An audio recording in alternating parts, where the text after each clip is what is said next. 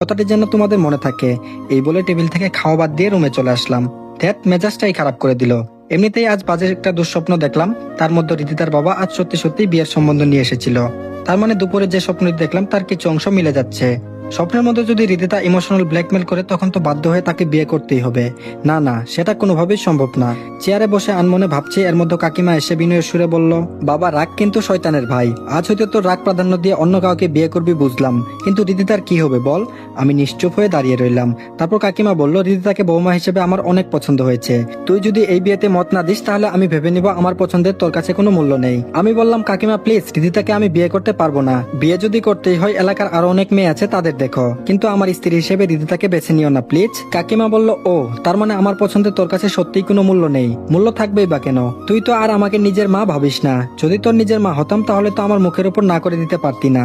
কাকিমার মুখ কালো করে কথাগুলো বলে উঠলো।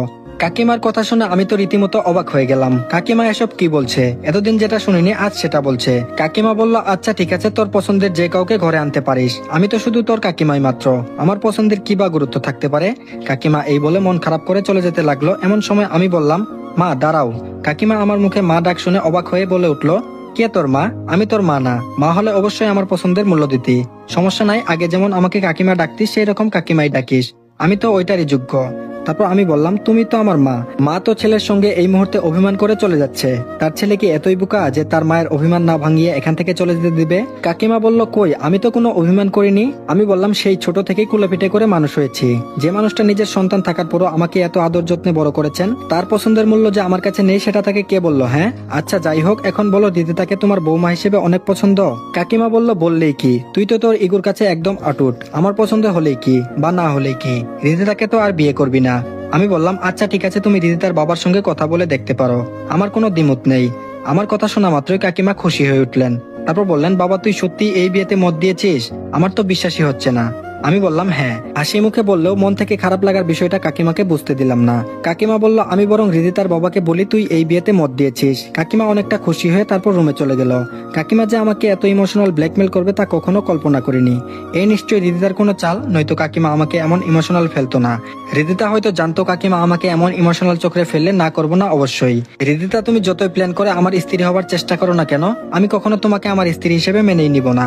আমার কাছে আসা মানে নিজের কপালে নিজেই দুঃখ বয়ে আনা। দিকে রিদিতা খুশি হয়ে বলল, মা, তানিশাকে এমন ভাবে প্ল্যানিংটা বুঝিয়ে বলেছি, আন্টি যদি সেম ভাবে ওকে এসব বলে ও বিয়েতে রাজি হতে বাধ্য। রিদিতার মা বলল, তোর মাথায় ভালোই বুদ্ধি আছে দেখছি। আমি তো ভেবে নিয়েছিলাম তুই কোনো সুইসাইড করে বসবি। রিদিতা বলল, মা, আমি জানতাম ও আমার সুইসাইড হবার কথা শুনলে সেটা তার আমল নিত না, উল্টে তার ইগো নিয়েই পড়ে থাকতো। আমার জন্য তার মনে যে ঘৃণা জন্মেছে সেটা আমি শেষ করতে চাই মা। রিদিতা বলল, মারে সবই বুঝলাম, কিন্তু পরে যদি কোনো সমস্যা হয় তখন? রিদিতা বলল, সেটা আমি ম্যানেজ করে নিব, টেনশন করো না। আর এইদিকে কাকাই কাকিমা তানিশা তারা অনেক আনন্দ উল্লাসে মেতে আছে। তাদেরকে বুঝতে দিচ্ছি না যে এই বিয়েতে আমি খুশি নই। বেশ পারিবারিক ভাবে সব নিয়ম কানুন মেনে বিয়েটা সম্পূর্ণ হলো। বাড়িতে আজ সবাই আনন্দ উল্লাস করছে, অথচ আমি ছাদে বসে আকাশ দিকে তাকিয়ে আছি। যে মেয়েটা আমাকে গ্রামবাসীর সামনে অপমান অপদস্থ করলো, আজ তাকেই বিয়ে করতে হলো। পরিস্থিতি আমাকে এরকম একটা দিন দেখাবে তা আমি স্বপ্নেও ভাবিনি। ছাদে বসে এসব ভাবছি, এর মধ্যে তানিশা এসে বলতে লাগলো, কি ব্যাপার, বিয়ে করে বউকে ঘরে একা রেখে ছাদে চলে আসলি কেন? আমি বললাম, এমনি রে, ভালো লাগছে না, এখান থেকে যা তো। তানিশা বলল, যাচ্ছি তো, এমন রাগ দেখি কথা বলার কি আছে? মা তোকে খুঁজতে বলেছে দেখে তো আমি এখানে আসছি, এমনি এমনি তো আর আসিনি। আমি বললাম, এখন খুঁজে পেয়েছিস তো, এবার আমাকে একটু একা থাকতে দে প্লিজ। তানিশা কোনো কথা না বলে চলে গেল। ও হয়তো বুঝতে পেরেছে কেন আমি একা থাকতে চাচ্ছি। তাছাড়া তানিশাও খুব ভালো করে জানে এই বিয়েটা শুধুমাত্র কাকিমার মতকে গুরুত্ব দেওয়ার জন্য রিদিতাকে বিয়ে করতে বাধ্য হয়েছি। তো ছাদে এভাবেই কিছুক্ষণ সময় কেটে গেল। ঘড়ির দিকে লক্ষ্য করলাম রাত প্রায় 12টা বেজে গেছে। যেই বাসা থেকে উঠতে যাব এর মধ্যে কাকিমা এসে বলল, কিরে বাপ, আর কতক্ষণ ছাদে বসে থাকবি? এবার তো রুমে যা, রিদিতা কখন থেকে অপেক্ষায় বসে আছে তোর। আমি বললাম, হ্যাঁ যাচ্ছি। তারপর রুমে গিয়ে দরজাটা একটা থাপ্পড় মারতে ওপাশ থেকে রিদিতা তড়িঘড়ি করে দরজা খুলে দিল। রিদিতাকে দেখে কোনো রকমের কথা না বলে খাটে গিয়ে কুলবালিশটা মাঝখানে রেখে চোখ দুটো বন্ধ করে শুয়ে পড়লাম। কিছুক্ষণ পরে রিদিতা বলল, এই যে হ্যালো, তাড়াতাড়ি ঘুমিয়ে পড়লেন কেন? আমি নিশ্চুপ হয়ে রইলাম। রিদিতা আবার বলল, আজ না আমাদের বাসর রাত, এ সময় তুমি এভাবে ঘুমিয়ে পড়লে হবে? উঠো প্লিজ। আমি বললাম, এই তোমার সমস্যা কি? আমাকে এভাবে বিরক্ত করছো কেন?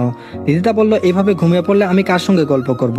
তাছাড়া আমাদের বাসর রাত, এই রাতে তো তাড়াতাড়ি ঘুমানো চলবে না। আমি বললাম, এই মেয়ে, তোমার কি ধারণা তোমাকে বিয়ে করে আমি অনেক আনন্দ উল্লাসে মেতে আছি? এরকম ধারণা করেছো নিশ্চয়ই। নিশ্চয়ই? রিদিতা নিশ্চুপ হয়ে আছে। তারপর আমি বললাম, একটা কথা ভালো করে শুনে রাখো, এই বিয়েটা আমি করলেও নিজে ইচ্ছাই করিনি। কাকিমার পছন্দের গুরুত্ব দেওয়ার জন্যই তোমাকে বিয়ে করতে হয়েছে। জানি না কাকিমা কেন আমাকে তোমাকে বিয়ে করতে এত তো চাপ দিল। এর মধ্যে নিশ্চয়ই তোমার কোনো হাত অবশ্যই রয়েছে, নয়তো কাকিমা আমাকে ইমোশনাল ব্ল্যাকমেল করতো না। রিদিতা বলল, অতীতে যা হবার হয়েছেই, এখন এসব মনে রেখে কেন এত কষ্ট পাচ্ছ? আমি বললাম, আমার কি ভাগ্য যে মেয়েটা আমাকে গ্রামবাসীর সামনে ছোট করলো, আজ কিনা সেই আমার স্ত্রী। তুমি কেন আমার লাইফে স্ত্রী হিসেবে আসলে বলো তো? আমি তো তোমাকে কখনো স্ত্রী হিসেবে মেনে নিতে পারবো না। হৃদিতা কান্না করে বলল, এমনটা বলো না প্লিজ, আমি জেনে শুনে এসব করিনি। আমি বললাম, আসলে তুমি চাইতা যেন এলাকাবাসীর সবার সামনে আমি ছোট হই আর তোমার পিছনে ঘোরাফেরা করা বাদ দিই। এটাই তো ভেবে আমাদের সবার সামনে অপমান অপদস্থ করেছিলে, তাই না? আমার কথা শুনে হৃদিতা শব্দ ছাড়াই চোখের জল ফেলতে লাগলো। সেদিকে লক্ষ্য না করে বললাম, অতীতকেও এত সহজে ভুলবো না এবং তোমাকেও স্ত্রী হিসেবে মেনে নেব না।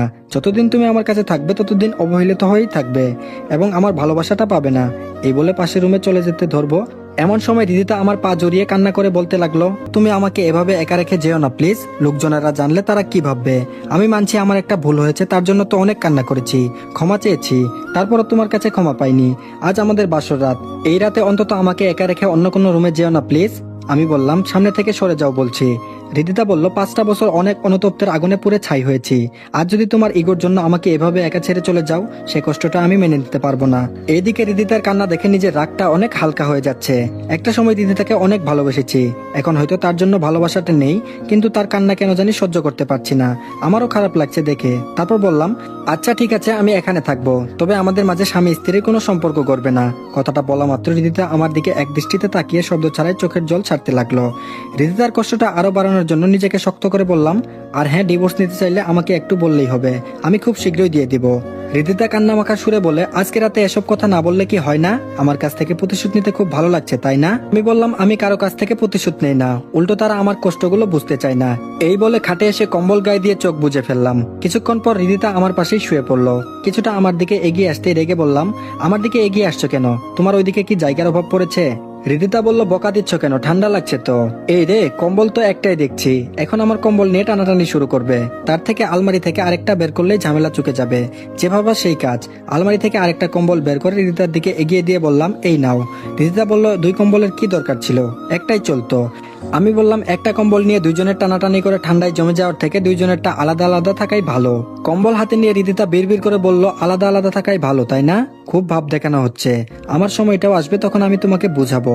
আমি বললাম, বিড়বিড় করে কি বলো? হৃদিতা বলল, না কিছু না। তারপর আমি বললাম, ঘুমিয়ে পড়ো। এই বলে মুখ ফিরিয়ে আমিও ঘুমিয়ে পড়লাম। হৃদিতা মনে মনে বলে, তোমার ইগোতে আমি জল ঢেলে ছাড়বো। অনেক কষ্ট দিয়েছ আমাকে, আর না, এবার তোমাকে নিজের করে নিবই। তার জন্য কিছুদিন আমাকে তো অবহেলা সহ্য করতেই হবে, সেটা আমি ভালো করেই বুঝে গেছি। হৃদিতা মনে মনে এসব কথা ভেবে ঘুমিয়ে পড়লো। মাঝরাতে কখন যে রনিকে জড়িয়ে ধরে ঘুমিয়ে পড়েছে হৃদিতা নিজেই জানে না। মাঝরাতে বুকে ভারী কিছু অনুভব করলাম। চোখ মেলে নিজের দিকে তাকাতেই চোখ যেন কপালে উঠে গেল। হৃদিতা আমাকে এমন ভাবে আষ্টে পিষ্টে জড়িয়ে ধরে রেখেছে, এটা হয়তো ঠান্ডা লাগার কারণে আমার সংস্পর্শে এসেছে। এদিকে তার কম্বলটাও ফ্লোরে পড়ে আছে। এই অবস্থায় হৃদিতাকে সরিয়েও দিতে পারছি না, কি একটা মুশকিলে পড়লাম। আমি বললাম, এই হ্যালো। হৃদিতার কোনো রেসপন্স নেই, উল্টো আরো শক্ত করে জড়িয়ে ধরে ঘুমিয়ে পড়লো। হৃদিতাকে আজ এত কাছ থেকে দেখছি, অথচ আমার মনে তার জন্য কোনো অনুভূতি কিংবা ভালোবাসা নেই। আগে কতই না হৃদিতার পিছনে পড়ে থেকেছি, তার কোনো হিসাব নেই। খুব ভালোবাসতাম হৃদিতাকে। সেই ভালো লাগার মানুষটা যে আমাকে এইভাবে সবার সামনে ভুল বুঝে ছোট করবে, সেটা ভাবা যায় না। এত কিছুর পরও হৃদিতা আমাকে বিয়ে করতে বাধ্য করলো। ও হয়তো ভেবেছে তার সুখটা আমার কাছেই নিহিত। এত সহজে তাকে মেনে নিব না। মনের মাঝে একরাশ রাগ অভিমান নিয়ে হৃদিতাকে ঝাঁকিয়ে গর্জন দিয়ে বললাম, এই হ্যালো। হৃদিতা আমার গর্জন শুনে ঘুম থেকে তড়িগড়ি করে উঠে বলল, আমি কি এমন অপরাধ করলাম যে আমার কাঁচা ঘুমটা ভাঙালে? আমি বললাম, আমাকে এরকম ভাবে আষ্টে পিষ্টে জড়িয়ে ধরে রেখেছিলে কেন? হৃদিতা বলল, অন্য কাউকে তো জড়িয়ে ধরিনি, আমার স্বামীকে জড়িয়ে ধরে রেখেছি, এতে অপরাধের কি আছে হুম? আমি বললাম, কিসের স্বামী? আমি তোমাকে স্ত্রী হিসেবে মেনে নেইনি। হৃদিতা একটু দুষ্টুমি করে বলল, তাহলে আমার সঙ্গে বিছানায় থাকছো কেন? আমি বললাম, আমি থাকতে চেয়েছি কই, তুমি তো আমাকে থাকতে বললে। হৃদিতা বলল, আমি থাকতে বললাম দেখে থাকতে পারছো, কিন্তু আমাকে মেনে নিতে বলছি সেটা কেন পারছো না? আমি বললাম, এর উত্তরটা তুমিই ভালো জানো। আর হ্যাঁ, তোমার সঙ্গে এক বিছানায় থাকাটা আমার ভুল হয়েছে। যাকে স্ত্রী হিসেবে মেনে নেইনি তার সঙ্গে বিছানায় থাকাটা অন্যায়। আমি বরং পাশের রুমেই থাকবো। এই বলে বিছানা ত্যাগ করবো। হৃদিতা আমার সামনে দাঁড়িয়ে বলল, কেন আমার সঙ্গে এমন করছো? মানুষ মাত্রই তো ভুল। আমার জায়গায় অন্য কেউ হলে সেও একই কাজ করত। এখন অতীতের কথা ভেবে কেন আমাকে কষ্ট দিচ্ছ বলো তো? আমি বললাম সামনে থেকে সরে যাও বলছি। রিদিতা বলল না সরবো না, তুমি এখানেই থাকবে। আমি বলেছি এখানে থাকবো না তো থাকবো না, এই বলে পাশের রুমে চলে আসলাম। রিদিতা আমাকে আটকানোর অনেক চেষ্টা করছে, কিন্তু আমি তার বাধ্য মানিনি। একই ছাদের নিচে থাকলে হয়তো রিদিতার প্রতি সহজেই দুর্বল হয়ে যেতাম, কিন্তু আমি তো সহজেই দুর্বল হব না। রিদিতাকে কদিন মানসিকভাবে টর্চার করব, যদি সে টিকতে পারে তবেই তাকে মেনে নিব, আর না হলে না। এসব চিন্তা ভাবনা করে পাশের রুমে ঘুমিয়ে পড়লাম এবং ওপাশ থেকে রিদিতার দরজা ধাক্কাধাক্কি করতে শুরু করলো। রিদিতা বলল প্লিজ দরজাটা খুলো, সকালে যদি কেউ জেনে যায় স্বামী স্ত্রী দুজন দুই রুমে থেকেছে তাহলে তারা কি ভাববে। রাগ করে থেকো না প্লিজ, দরজাটা খুলো। রিদিতার কথার কোনো কর্ণপাত না করে ঘুমিয়ে পড়লাম। আজ রিদিতার করুণ অবস্থা দেখে একটু মায়া লাগছে, কিন্তু যখন মেনে নিব বলে মনস্থির করছি, ব্যাস তখনই অতীতের কথা মনে পড়ে যায়। তারপর আর কি, বাকি রাতটুকু পাশের ঘরেই ঘুমিয়ে পার করলাম। সকালে ঘুম একটু আগেই ভেঙে গেল। ঘুম থেকে উঠে দরজা খুলতেই লক্ষ্য করলাম রিদিতা সোফায় বসে আছে এবং সেই সঙ্গে তার চোখের জলও ফেলছে। সেদিকে ভ্রুক্ষেপ না দিয়ে ওয়াশরুমে চলে গেলাম। ফ্রেশ হয়ে বাহিরে বের হবো, এর মধ্যে রিদিতার দরজার সামনে এসে বলল আমাকে কষ্ট দিয়ে কি শান্তি পেয়েছেন? রিদিতার চোখের দিকে তাকাতেই আমার চোখ যেন কপালে উঠে গেল। কি ব্যাপার, রিদিতার চোখ এরকম লাল হয়েছে কেন? নিশ্চয়ই কান্না করেছে, আর করলেই বা কি, আমি চাই ও আরো কান্না করুক। এসব ভাবতেই রিদিতা বলল আমিও দেখি কতদিন আমার কাছ থেকে তুমি দূরে সরে থাকতে পারো। আমি বললাম তোমার সঙ্গে কথা বলার ইচ্ছাটাও আমার নেই, শুধুমাত্র একটা কথা মনে রাখবা, আমাদের মাঝে যাই হোক না কেন সেটা কাকিমা কিংবা তানিশা যেন না জানতে পারে। এই বলে বাইরে চলে আসলাম। অপরদিকে তানিশা দুষ্টুমি করে বলল কিরে বাসরাত কেমন কাটালি? রিদিতা নিশ্চুপ হয়ে রইল। রিদিতার নিশ্চুপ থাকা দেখে তানিশা কিছুটা আঁচ করতে পেরে বলে উঠল রিদিতা তোদের মাঝে কি ঝগড়া হয়েছে? রিদিতা মিথ্যা হাসার চেষ্টা করে বলল কই না তো। তানিশা বলল ও যদি কখনো তোর সঙ্গে মিসবিহেভ করার চেষ্টা করে তো মার কাছে গিয়ে দ্রুত নালিশ করবি, মা ওকে এমন কানমলা দিবে না কখনো যেন আর তোর সঙ্গে মিসবিহেভ না করতে পারে। রিদিতা বলল আচ্ছা ঠিক আছে, সেটা তখন দেখা যাবে। এইদিকে বন্ধুদের সঙ্গে আড্ডা দিতে দিতে সকাল গড়িয়ে বিকাল হয়ে এসেছে, সেদিকে ভ্রুক্ষেপই নেই। দা লাগাই বাড়ি যাওয়ার কথা মনে পড়ে গেল, যেই ভাবা সেই কাজ। দরজায় আসা মাত্রই কাকিমা রেগে বলল ওইখানে দাঁড়া, আর একবার সামনের দিকে বাড়াবি না। আমি বললাম এই রে সেরেছে। রিদিতা কি তাহলে কাকিমাকে সব বলে ফেলেছে? এর জন্য হয়তো কাকিমা রেগে আছে। দরজার বাহিরে এসব ভাবতে ভাবতে কাকিমা রেগে বলল এখন তোর আসার সময় হলো? বিয়েটা কি তোর ছিল নাকি অন্য কারো? সকালে যে কাউকে কিছু না বলে চলে গেলি, আর কোথায় গিয়েছিস সেটা কাউকে বলে গেছিস? এখন প্রায় দিন ওই শেষ, বাড়ি ভর্তি মেহমান, আমি একা তাদেরকে সামলাতে যে কতটা টাফ হয়ে দাঁড়িয়েছিল সেটা আমি নিজেই বুঝতে পারছি।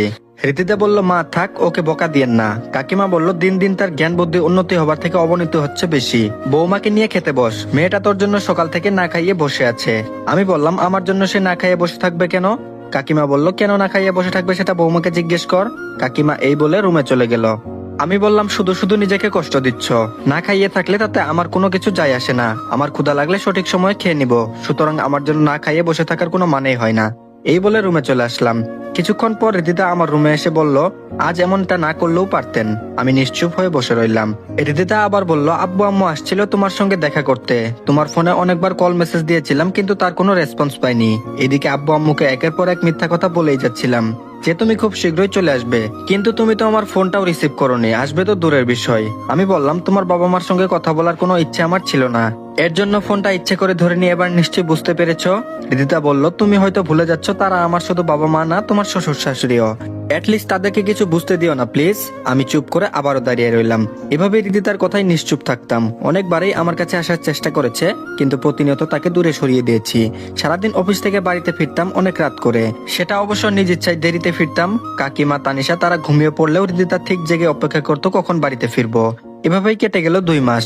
এখনো রিদিতাকে স্ত্রীর মর্যাদা দেয়নি। একদিন রাতে অফিসের কাজ সেরে বাসায় ফিরছি, হঠাৎ লিজান ফোন দিয়ে বলল দোস্ত যেখানে থাকিস না কেন আমাদের বাসায় চলে আয়, পার্টি আছে। আমি বললাম কিসের পার্টি? লিজান বলল হারামি, কিছুদিন আগে বললাম না আমার জন্মদিনের উপলক্ষে আয়োজন করব এবং আমরা সব ফ্রেন্ডরা এক হব। এখন সবাই চলে আসছে, শুধুমাত্র তুই আর সিয়াম এখানে উপস্থিত নেই। আমি বললাম দোস্ত না গেলে হয় না, আমি এইমাত্র অফিস থেকে বাড়ির উদ্দেশ্যে রওনা দিচ্ছি। লিজান বলল তুই না আসলে কেমনে কি হবে বল? তাছাড়া সব ফ্রেন্ডরা যখন আমরা এক হতে পেরেছি, এর মধ্যে তুই যদি না থাকিস তাহলে সবাই তোকে মিস করবে দোস্ত, প্লিজ একটু সমস্যা হলেও চলে আয়। আমি বললাম ঠিক আছে আমি আসছি। তারপর বাড়ি যাওয়া বাদ দিয়ে লিজানের ওখানে চলে আসলাম।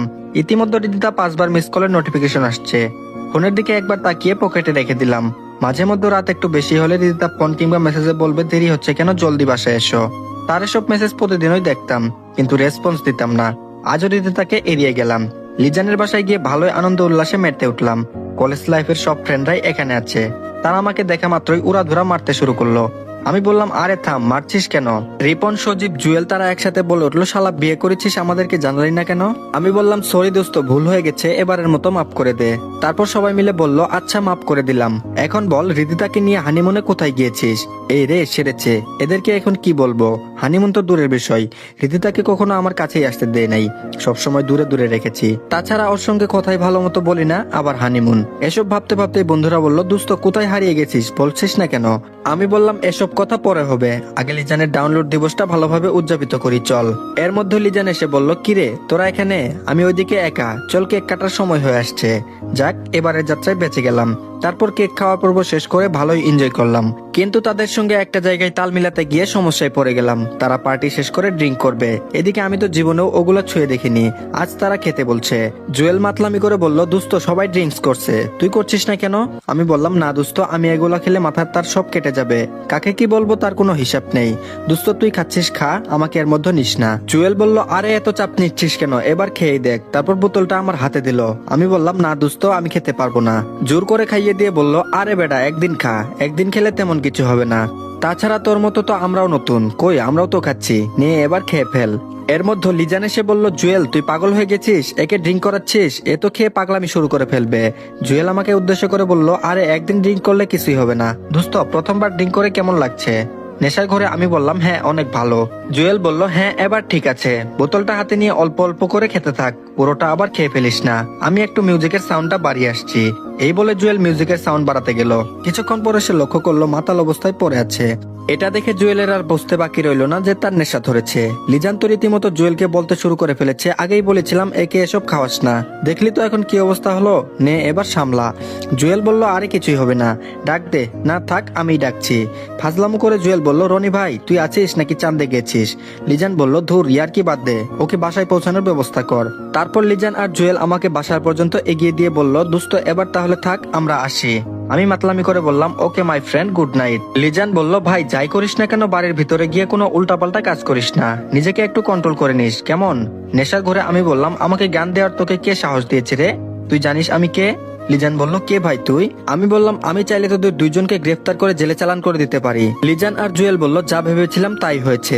জুয়েল তাড়াতাড়ি এখান থেকে কেটে পড়, এ কিন্তু নেশার ঘরে আবুল তাবুল বকছে, আল্লাহ ভালো জানে বাড়ির ভিতর গিয়ে কি কাণ্ড করবে। লিজান আর জুয়েল তারা এই বলে দ্রুত চলে গেল। এইদিকে আমি মাতাল অবস্থায় কলিং বেল বাজিয়ে যাচ্ছি। বেশ কিছুক্ষণের মধ্যে রিদিতা দরজা খুলে দিয়ে বলল এই তোমার আসার সময় হলো এখন, কখন থেকে তোমার জন্য বসে আছি, তা কি একবারের জন্য আমার কথা ভেবেছ? হৃদিতা দরজা খুলতে এসব বলতে লাগলো। আমি বললাম সামনে থেকে সরে যা, আমার অনেক ঘুম পেয়েছে, আমি ঘুমাবো।